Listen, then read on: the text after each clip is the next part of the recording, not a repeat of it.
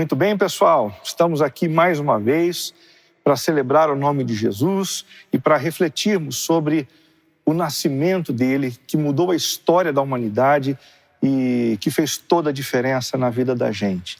Talvez o sentimento de alguns de vocês com a aproximação do Natal tenha um sabor um tanto quanto agridoce, porque não vão poder celebrar com a gente comunitariamente, aqui na comunidade do Campolim, e também não vão poder se encontrar com alguns familiares. Tudo em função de um cuidado necessário para com o novo coronavírus.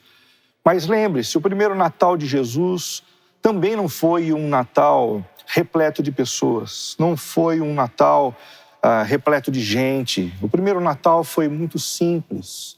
Jesus nasceu numa simples estrebaria ao lado do seu pai e da sua mãe, e se não fosse por alguns viajantes e alguns passageiros que perceberam a chegada do Messias ali, aquele não seria um momento de grande aglutinação. Mas a falta de pessoas ao nosso redor não nos rouba por completo o motivo da alegria, porque o motivo da alegria do Natal é a aproximação da pessoa mais importante para a nossa vida. Jesus de Nazaré, aquele que veio curar toda a humanidade. Nós vamos dar continuidade à nossa reflexão, à nossa série de palestras, cujo tema é Para todo mal, a cura. Para todo mal, a cura. O tema desta série é inspirado na letra de uma canção que foi escrita por Lulu Santos, um cantor brasileiro bastante conhecido de todos nós, que diz: existirá e toda raça então experimentará para todo mal a cura. Em outubro ainda desse ano, Lulu Santos veio a público contar que a história dessa canção nos remete a 1988, quando uma pandemia da AIDS acabou afetando a população mundial. Ele se viu entristecido porque alguns amigos foram contaminados e porque havia também a perda de pessoas que eram exponentes na área artística, tais como Cazuza, Renato Russo, Fred Mercury e muitos outros. A esperança dele, compartilhada através dessa canção, era a esperança de que uma cura viesse. E ele diz com grande expectativa: existirá. Essa cura virá. No momento certo, na hora exata, a cura virá. E toda a raça, não apenas para um grupo, não apenas para uma parcela da população, para todos haverá a tão sonhada cura. Neste mês de dezembro, nós retomamos esse grito de esperança pela cura num contexto todo especial, que é a expectativa pela vacina contra o novo coronavírus. Existem pelo menos 3 vacinas que estão bem adiantadas no que diz respeito aos testes, as 3 etapas de teste. São elas a Oxford AstraZeneca, que é uma vacina norte-americana, a Sinovac, que é uma vacina chinesa, e a BioNTech Pfizer, que é uma empresa de origem alemã. Semana passada, no Reino Unido, as pessoas já começaram a receber as primeiras doses dessas vacinas. Nesta semana, os Estados Unidos deu um passo nessa direção. E alguns políticos brasileiros acreditam que ainda no começo desse ano de 2021 nós já estaremos iniciando o programa de vacinações na nossa população. Mas até que isso aconteça de maneira razoável, é muito importante que a gente continue tomando os devidos cuidados, porque nós teremos uma longa jornada pela frente até que todo mundo esteja completamente protegido contra esse mal tão imenso. Mas a nossa preocupação aqui nesta série transcende o problema da Covid-19, porque a Bíblia afirma que toda a humanidade foi contaminada por um vírus mortal, com 100% de letalidade, chamado de pecado. E que esse pecado acabou nos condenando a todos à morte. Esse pecado começou na história da humanidade, segundo as Escrituras, com um afastamento do Criador. Desde então, o DNA de toda a raça humana foi comprometido. E não há ninguém que busque ao Senhor com inteireza de coração e com todas as suas forças e todas as suas energias. Se colocarmos a vida no ponto morto, nós somos tentados a ir para longe de Deus. Nós somos tentados a pensar diferente do Senhor. Nós somos tentados a fazer exatamente o que contraria o nosso Senhor. As principais características dessa morte são os desajustes físicos, doenças, síndromes, envelhecimentos e a própria morte. Desajustes emocionais, compulsões, vícios, psicose, depressão, ansiedade e como não falar do estresse.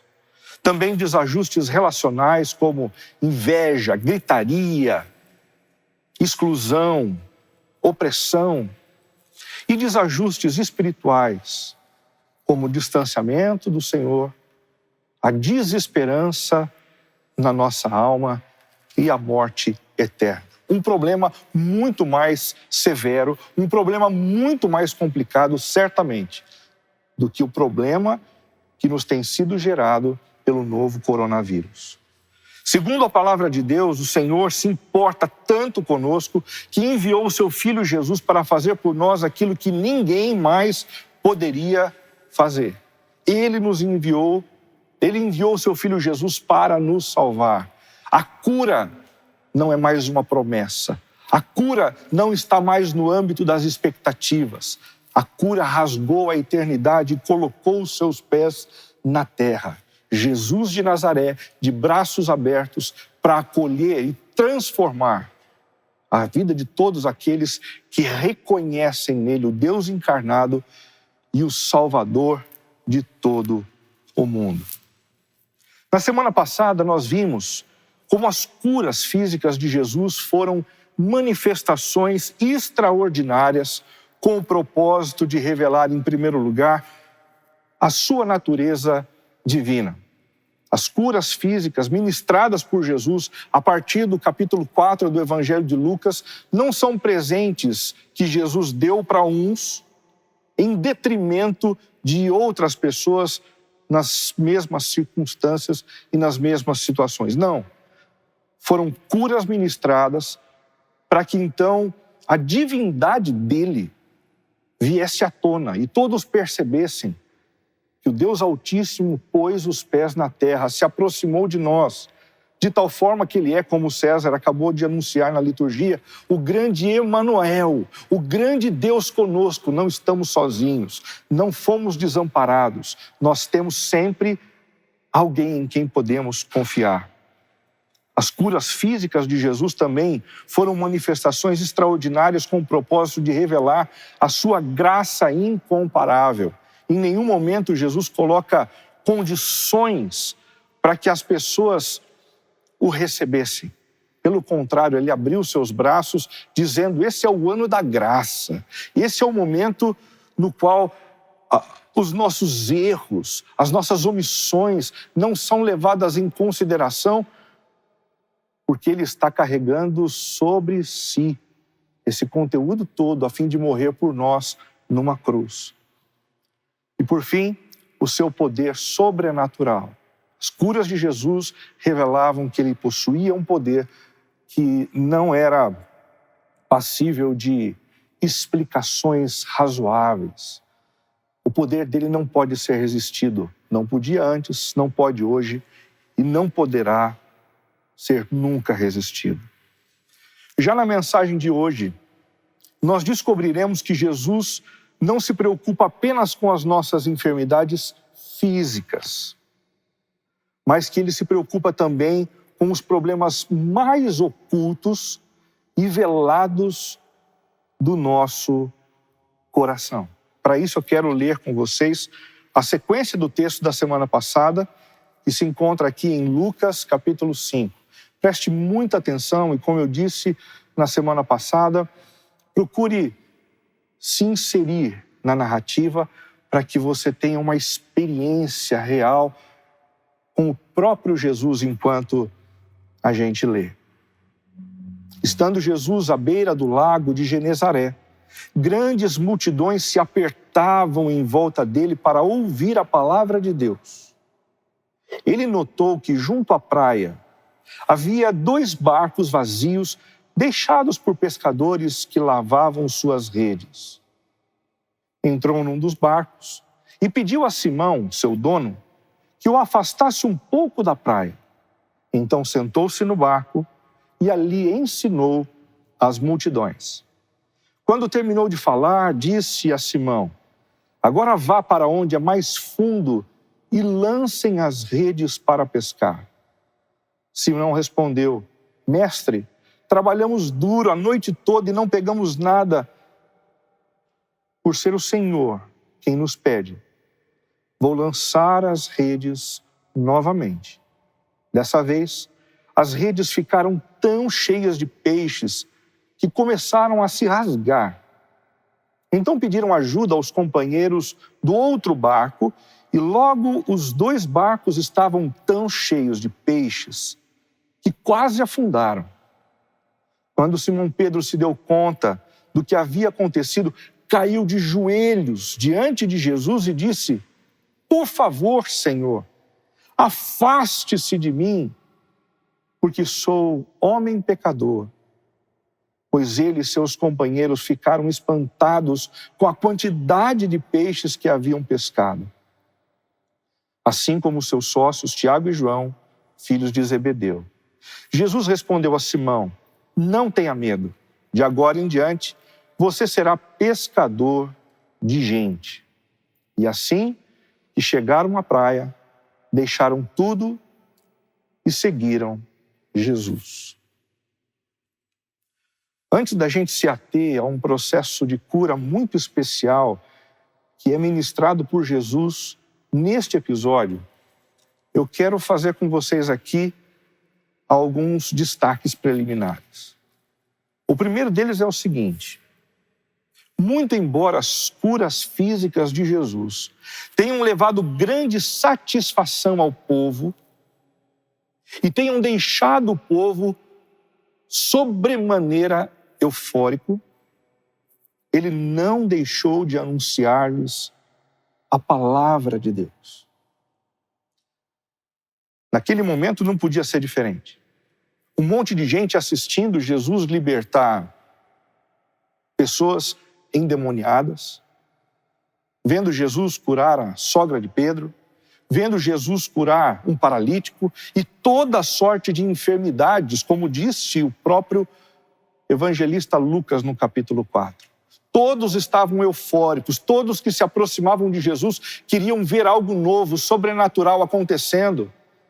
E a vida de gente desgastada pelas enfermidades sendo completamente restabelecida. Jesus não virou as costas para essas necessidades físicas, mas num determinado momento ele parou e disse: gente, agora chegou o momento de nós fazermos algo diferente. Chegou o momento de nós refletirmos sobre um conteúdo que vem do céu. E então Jesus começou a ministrar a sua palavra ao coração de todos os que estavam entusiasmados e perplexos com as suas curas. Hoje em dia tem acontecido muito disso no nosso tempo também. Muitos são aqueles que só procuram Jesus por conta das curas, por conta de uma necessidade urgente de Jesus, para que ele cure uma enfermidade, um câncer, um problema no coração, ou então para que ele intervenha, restaurando emprego, restaurando as emoções, restaurando amizades. Muitos de nós buscamos a Jesus de maneira pragmática, porque queremos dele tão somente aquilo que ele tem para nos oferecer. E mais uma vez, mesmo que as nossas motivações não sejam as mais puras e interessantes, O Senhor Jesus não vira as costas para essas necessidades. No entanto, Ele também nos convida a todos para um tempo de reflexão sobre a sua palavra. Não existe construção de espiritualidade sem uma submissão profunda no estudo das Escrituras, sem a compreensão daquilo que Deus deseja falar ao nosso coração através da sua palavra. Qualquer tipo de construção à parte disso é mero consumismo, é mera diversão, é um aproveitar-se das virtudes do outro sem que o outro seja importante e significativo para a gente.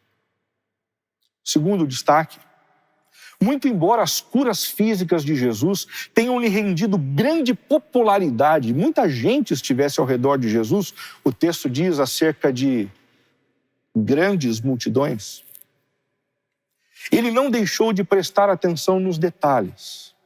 Muita gente, quando fica famoso, muita gente, quando ganha proeminência por conta do seu trabalho, acaba se encantando tanto com as luzes e só se preocupa com o macro.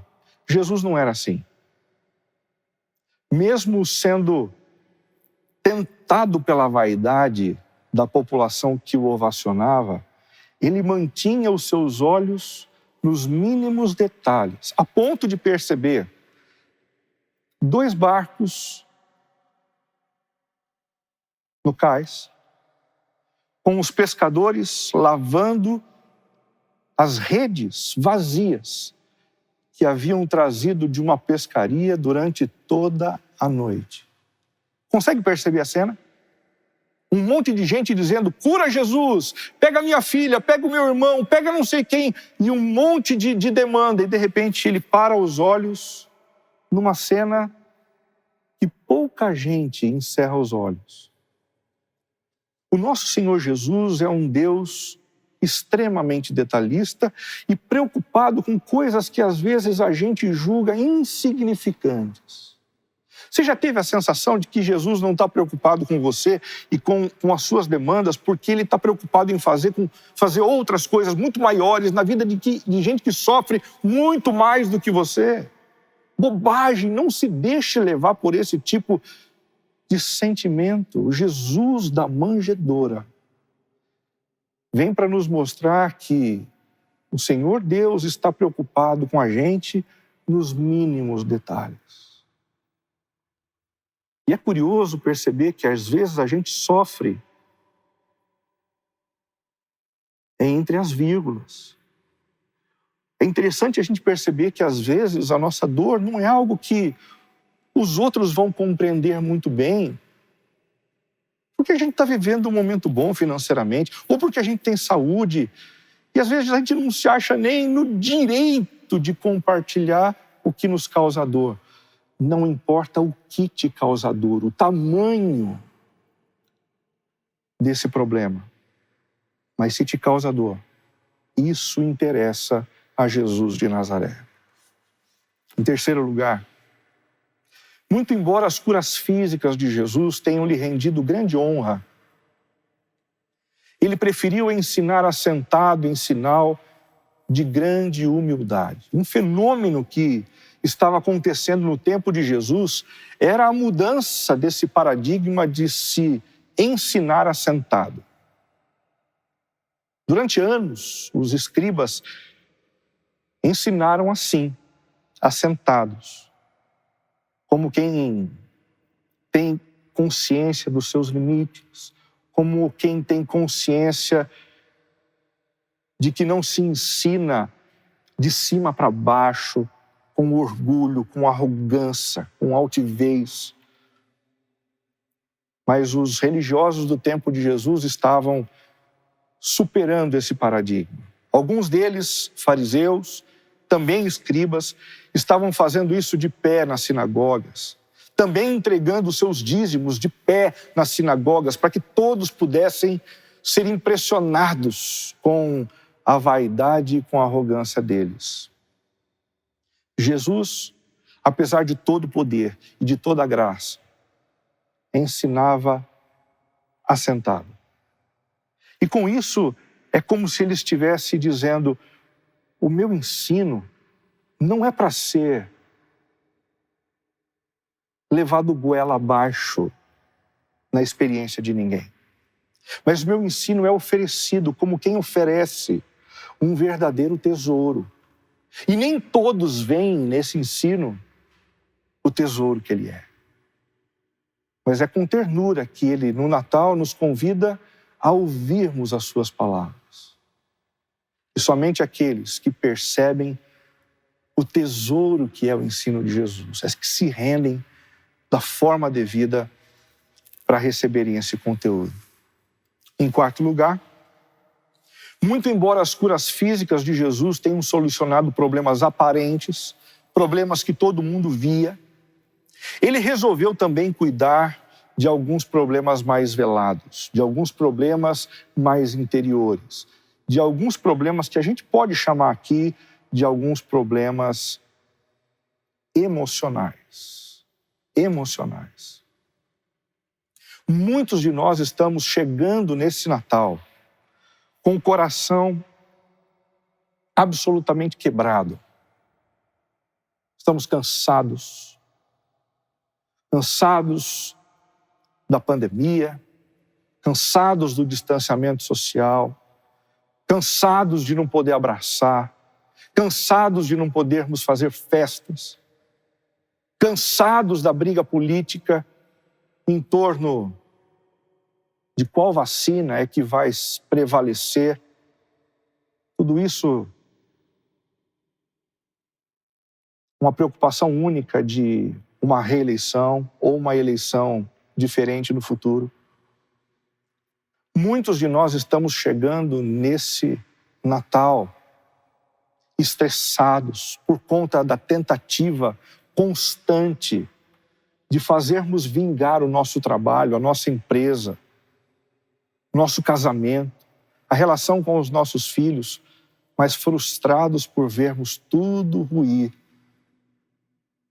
E é exatamente por isso que a leitura desse texto nos ajuda demais a percebermos o quanto Jesus se importa com as nossas dores, que não são vistas na cor da nossa pele e nem aparecem visíveis num exame médico como aqueles que nós estamos acostumados a fazer.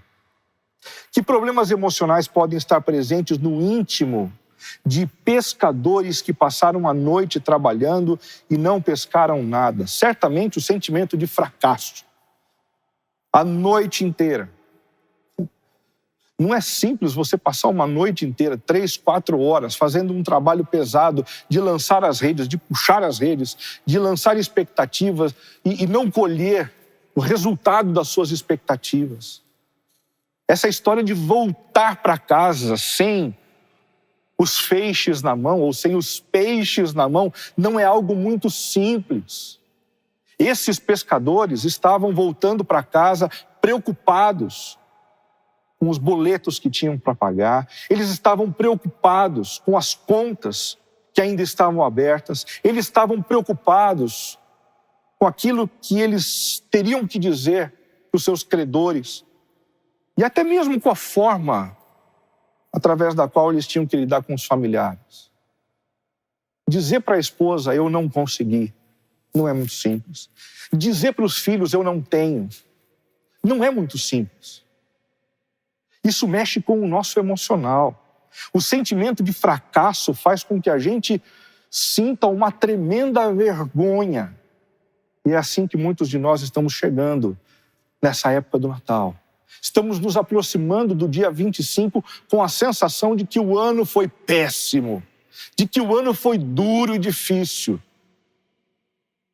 de que as redes foram lançadas e que os peixes não vieram para dentro do barco. O segundo problema emocional, que possivelmente estava presente no íntimo daqueles pescadores, era o sentimento de ansiedade. Se eu não tenho os peixes, e eu não tenho os recursos advindos desse trabalho, como é que eu vou sobreviver? Como é que eu vou pagar as minhas contas? Como é que eu vou colocar mesa? Como é que eu vou colocar comida na mesa de casa? Preocupações concretas, preocupações justas. Nem sempre a ansiedade que a gente carrega é uma ansiedade fantasiosa. Às vezes é uma ansiedade justa por motivos razoáveis, factíveis. A ansiedade tem acabado com a vida de muitos de nós, tem roubado o nosso sono, tem roubado a nossa alegria, a nossa vontade de estar com outras pessoas. Por fim, um outro problema emocional que possivelmente estava no coração daqueles pescadores é o sentimento de depressão. Quando a gente beija o fracasso e a gente sofre a ansiedade, muitas vezes a gente tende a achar que o problema não são as circunstâncias, mas que o problema somos nós mesmos. De que nós não conseguimos, de que nós não somos bons, de que nós não temos capacidade e de que nós não prestamos para absolutamente nada. É engraçado como Jesus, em meio a preocupações de cura física, tão evidentes e aparentes, consegue perceber gente sofrendo por coisas tão íntimas e pessoais. Isso nem foi verbalizado, isso nem mesmo foi dito. Os pescadores nem mesmo correram na direção de Jesus dizendo: cura o nosso interior. Mas os olhos de Jesus estavam fitos no coração desses pescadores, devidamente atento para se aproximar deles e ministrar ao coração deles uma cura que somente Ele poderia ministrar. Como Jesus tratou o problema emocional daqueles pescadores? Em primeiro lugar, tomando a decisão deliberada de ir até eles. Tomando a decisão deliberada de ir até eles. É o que a gente encontra nos versos 2 e 3. Ele notou que junto à praia havia 2 barcos vazios, deixados por pescadores que lavavam suas redes. E entrou num dos barcos. É interessante a maneira abrupta como a própria narrativa de Lucas descreve a cena. Porque Lucas não pergunta, Lucas não mostra Jesus perguntando, não mostra Jesus aguardando algum tipo de pedido daqueles homens, mas ele simplesmente se aproxima, entra no barco, como se tudo naquele momento dependesse dele, e tão somente dele. Jesus foi ensinado pelo seu Pai a olhar para os fracassados, para os pobres, para os desfavorecidos, para os cansados, para os sem esperança. E ele não apenas enxerga essas pessoas, mas ele vai também até eles e se junta a eles em seus barcos. Se você, neste Natal, sofre as duras penas de problemas emocionais, tristeza, ansiedade, burnout, saiba que Jesus te vê, te encontra e está no mesmo barco que você. Em Isaías 65, verso 1, nós temos uma palavra sensacional, onde o Senhor diz: estava pronto para atender, mas ninguém pediu ajuda. Estava pronto para ser encontrado, mas ninguém me procurou. A uma nação que não invocava o meu nome, eu disse: estou aqui. Estou aqui. Essa é a mensagem maravilhosa do Natal de Jesus para a gente esse ano. Muito embora a gente tenha obstinado, tentando resolver os nossos problemas por nós mesmos, pela nossa capacidade, pela nossa criatividade, pelas nossas redes de relacionamento, o Deus esquecido por nós,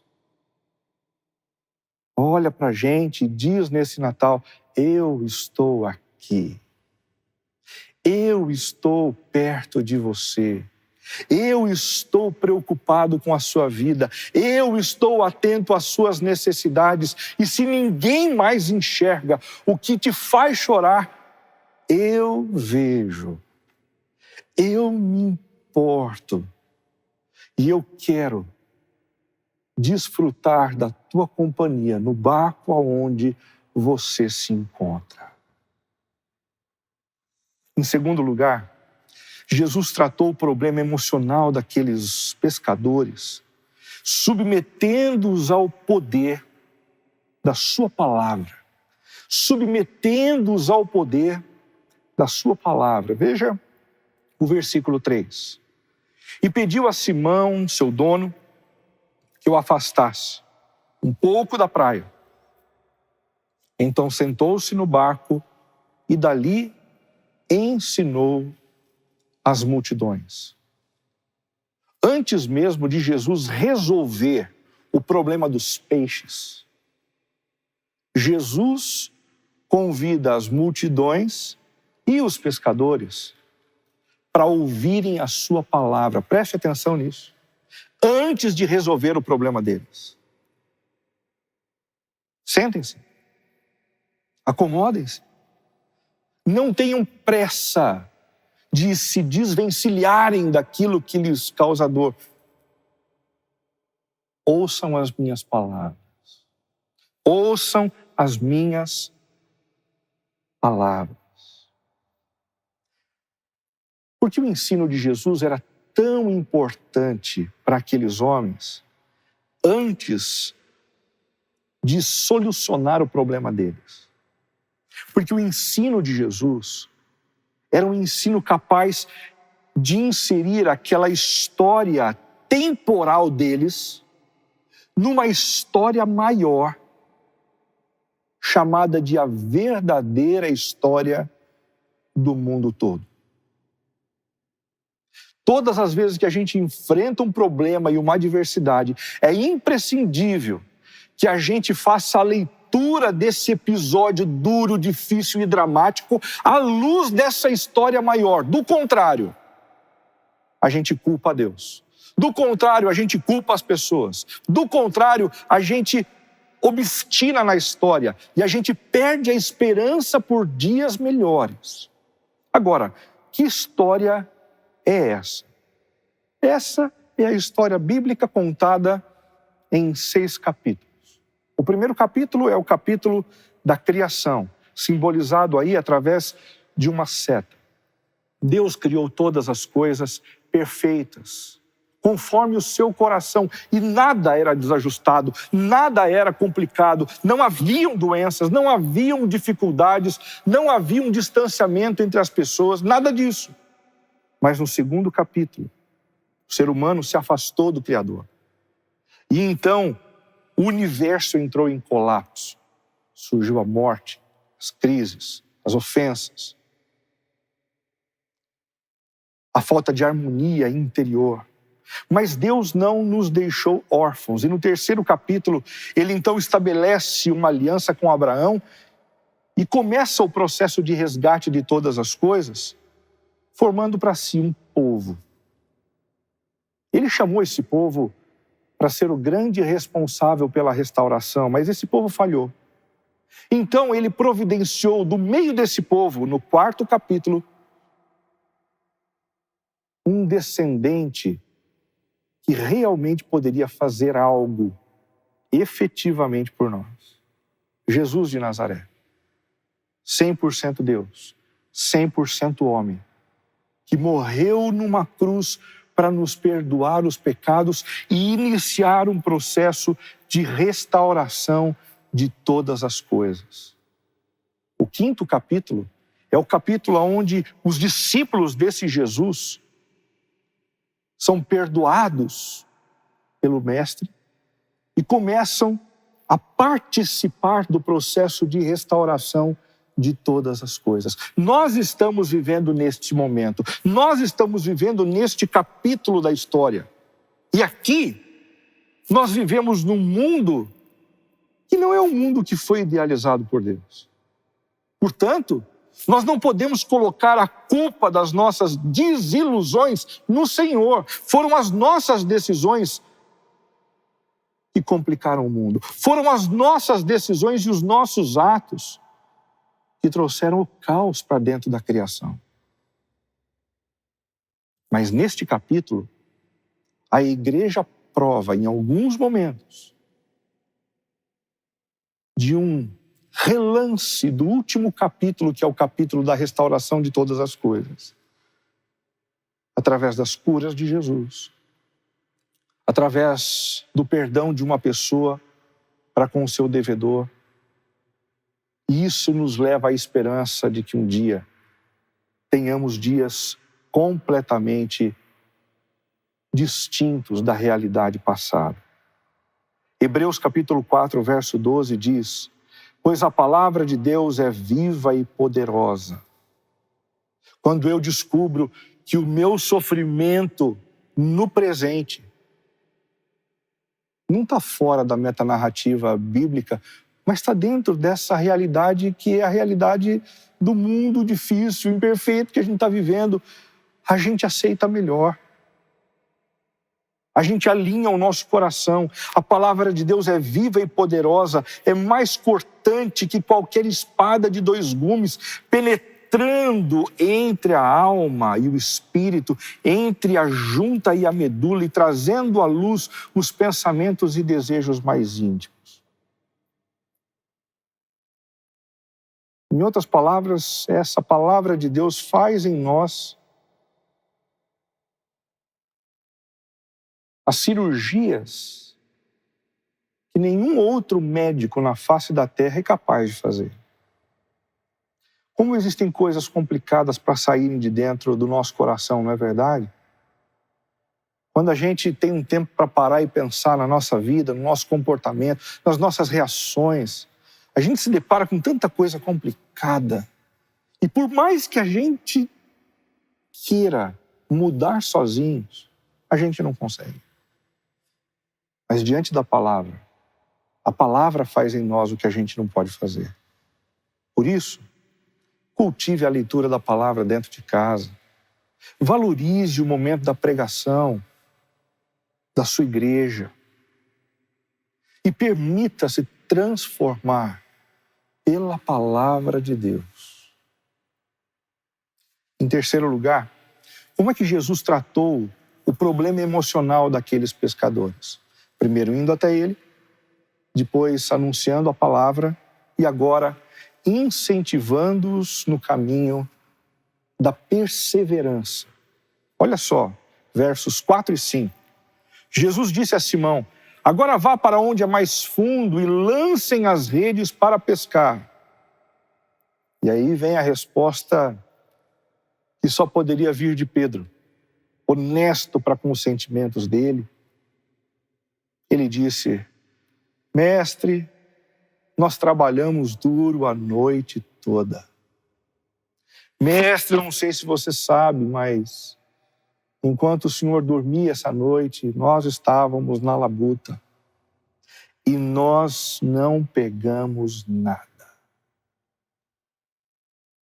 Mas ao invés de Jesus intervir e repreender Pedro por essa colocação, ele simplesmente aguarda alguns instantes fundamentais para que o próprio Pedro refletisse a respeito do que estava acontecendo ali.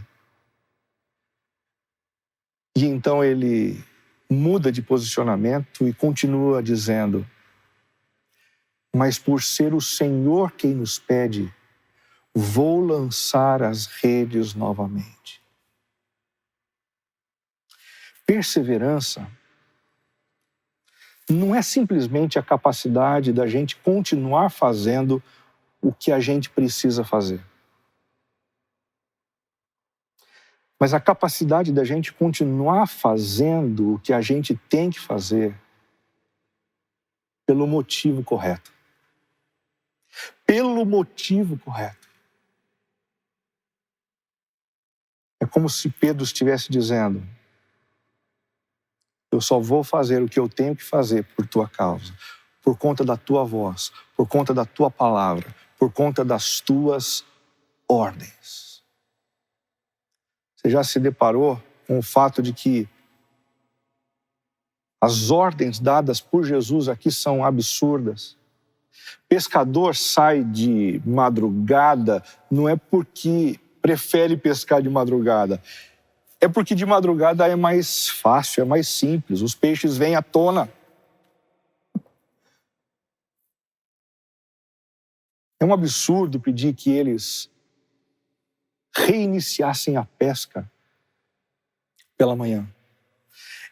É também um absurdo pedir que apenas Pedro e aqueles que estavam naquele barco lançassem as redes, porque normalmente 2 barcos é que saíam ao mar e os 2 barcos lançavam as redes e puxavam essas redes, para que então os peixes pudessem vir com tranquilidade para dentro do barco.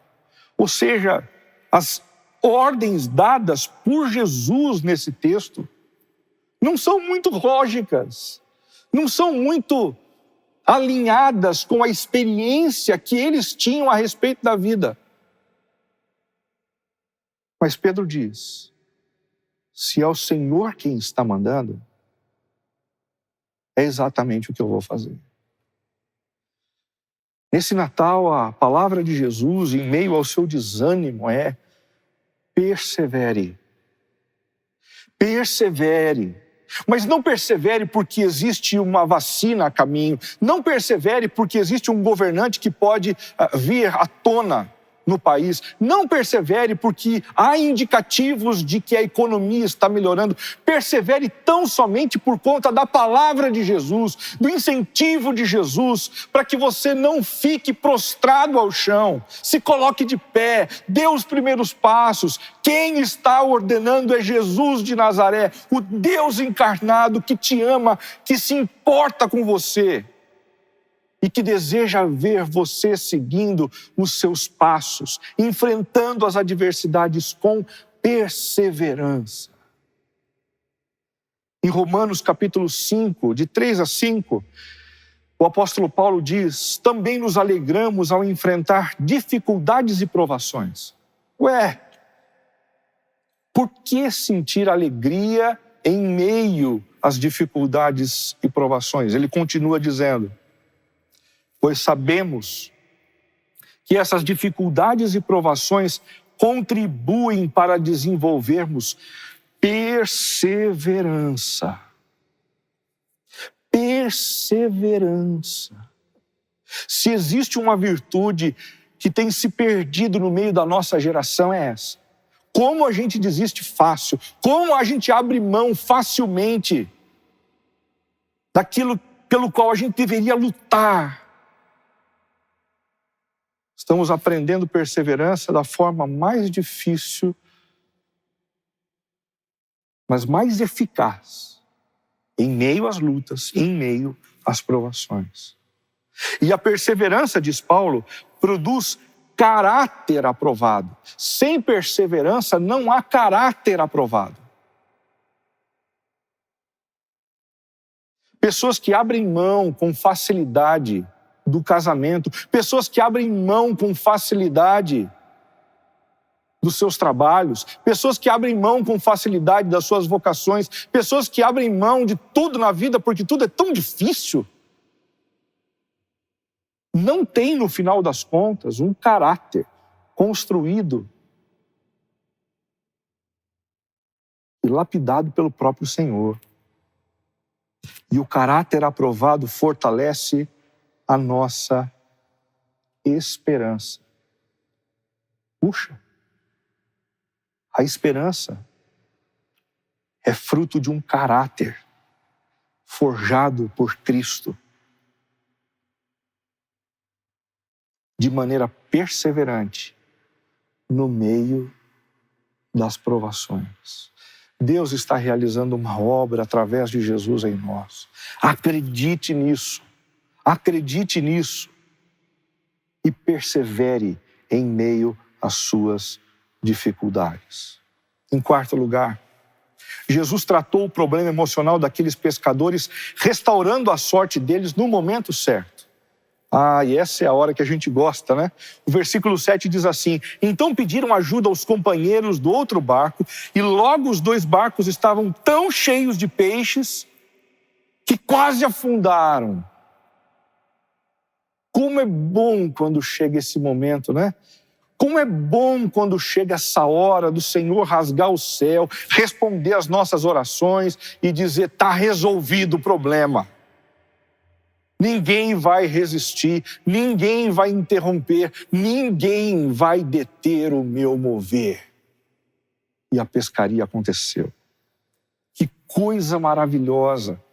Agora é interessante perceber que ela aconteceu no momento certo. No momento certo. Depois de Jesus ter se aproximado. Depois de Jesus ter reinserido a narrativa da tristeza deles na metanarrativa da história. Depois de Jesus ter lhes ensinado a respeito da importância da perseverança. No momento certo, o Senhor vem e faz o que a gente precisa e o nosso coração almeja. Existem duas palavras gregas que se referem ao tempo na Bíblia. A primeira é a palavra cronos, tempo cronológico, tempo contado com o relógio, tempo que tira o nosso fôlego, tempo que pode ser mensurado, tempo que pode ser perdido.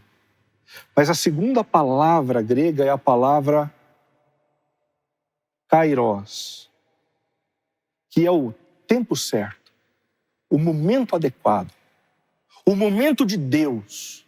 Esse tempo não atrasa, esse tempo não vem antes. Esse tempo é preciso, é cortante. E ele implementa absolutamente tudo o que existe no coração do Senhor.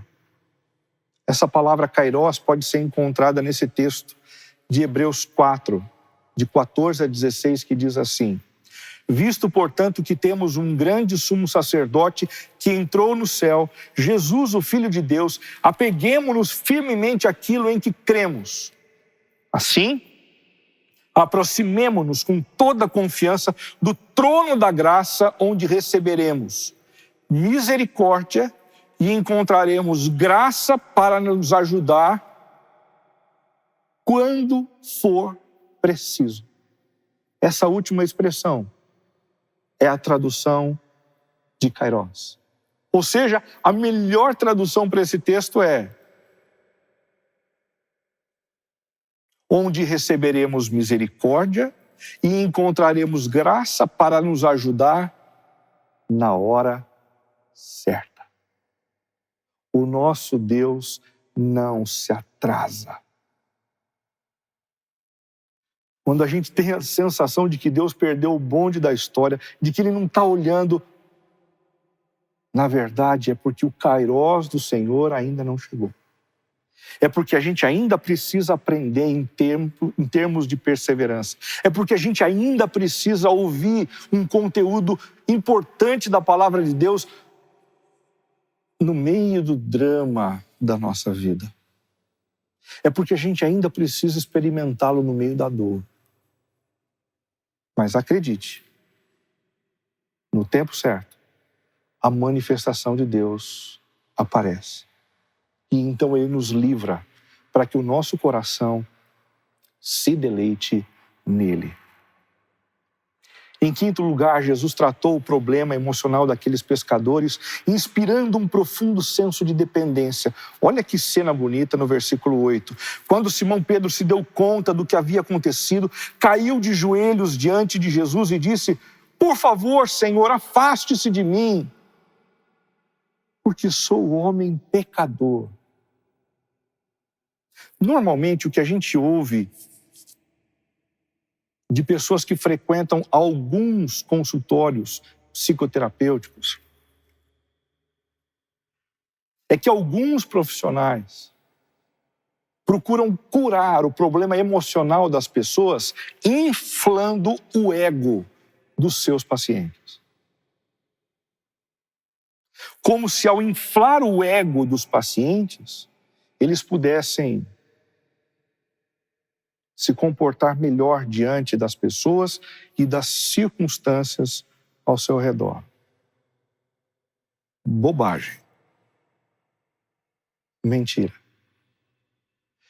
Inflar o ego de alguém só faz com que o pêndulo saia de um lado e vá para o outro. Nós somos seres completamente desajustados no nosso interior. Neste episódio, Jesus está curando alguns pescadores com problemas emocionais.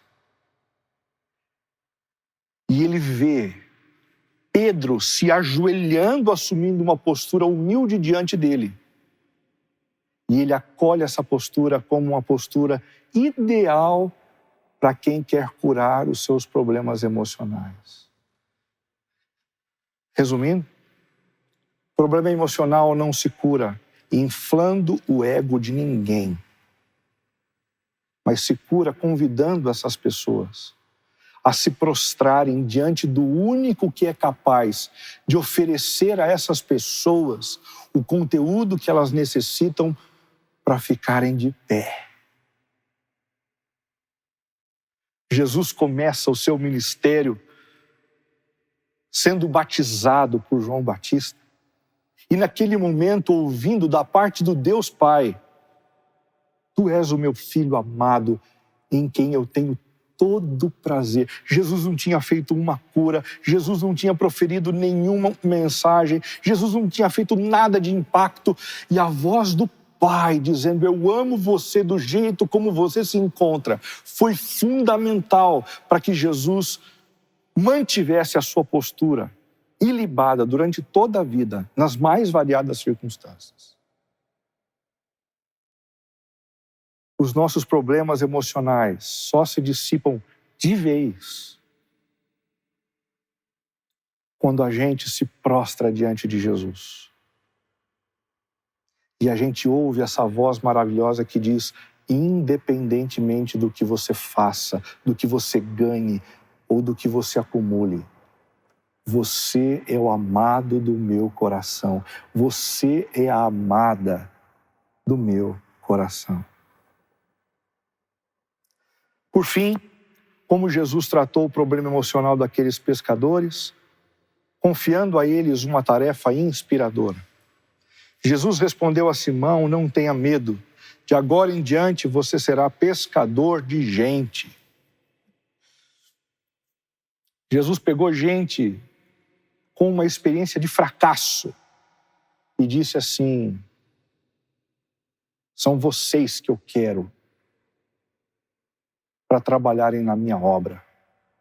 Jesus pegou pessoas que já não acreditavam mais nelas mesmas. E Jesus disse: é com vocês que eu quero lidar na minha obra. Jesus pegou pessoas que estavam sentindo vergonha de serem elas mesmas, para dizer: é vocês que eu quero no fronte de batalha, para que o meu reino seja expandido sobre a face da terra. Porque, na verdade, quando a gente é fraco e a gente reconhece a nossa fraqueza, o poder de Deus é tudo em nós para que a gente continue caminhando.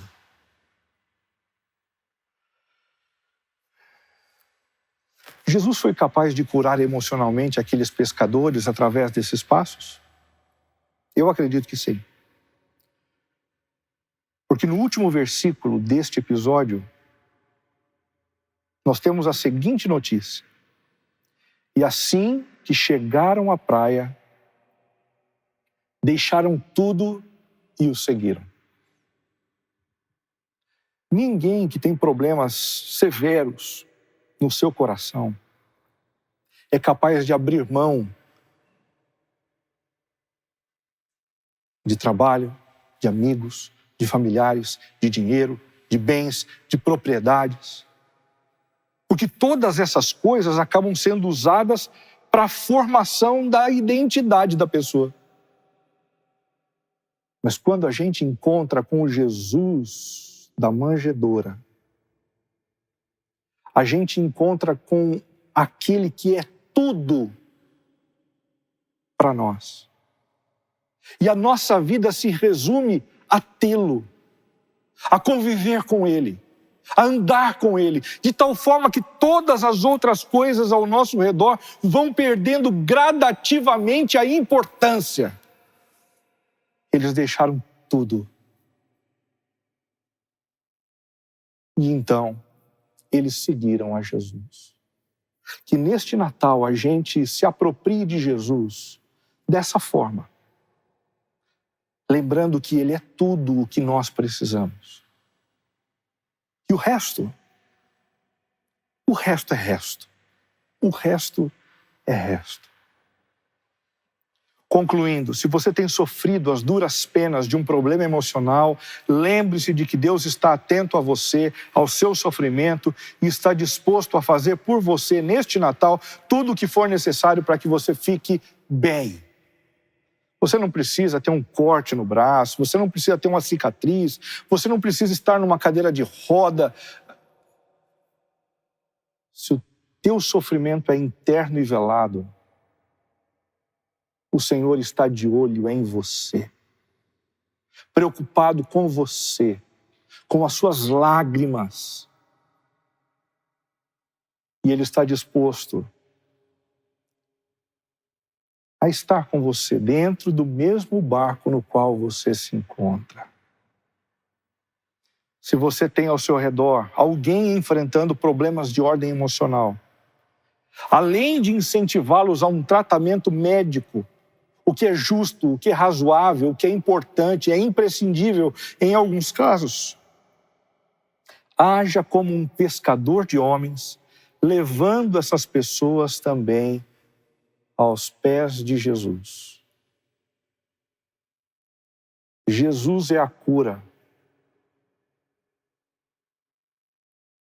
para sua esposa. Jesus é a cura para o seu marido. Jesus é a cura para o seu filho. Jesus é a cura para o seu funcionário. Jesus é a cura para o seu patrão. Jesus é a cura para todos aqueles que te cercam. Aceite o convite de participar dessa obra como um verdadeiro pescador de homens, para a honra e para a glória daquele que sempre se importou conosco e que colocou os pés aqui na terra para nos curar. Vamos fechar os nossos olhos e vamos orar.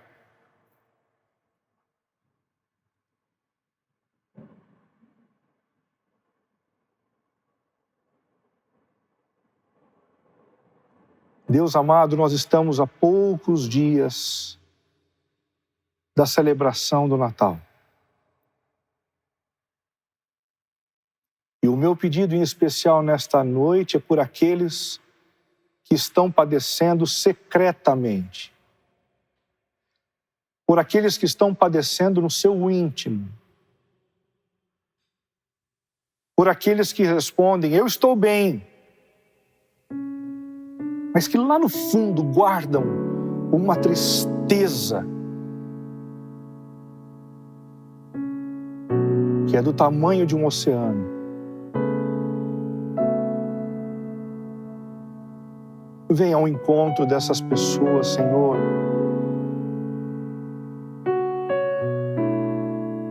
De tal forma que elas percebam que não estão sozinhas.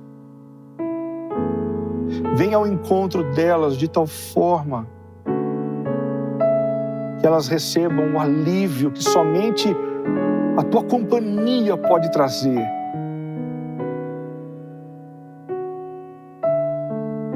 Restaura no coração delas o lugar da Tua palavra.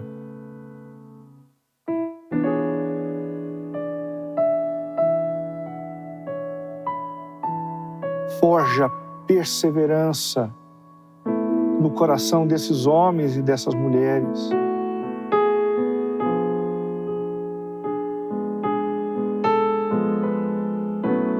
Alimenta neles um senso de dependência profundo no Senhor.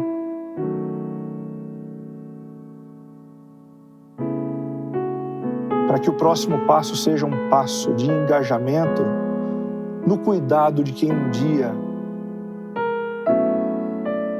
atravessou a tempestade do sofrimento.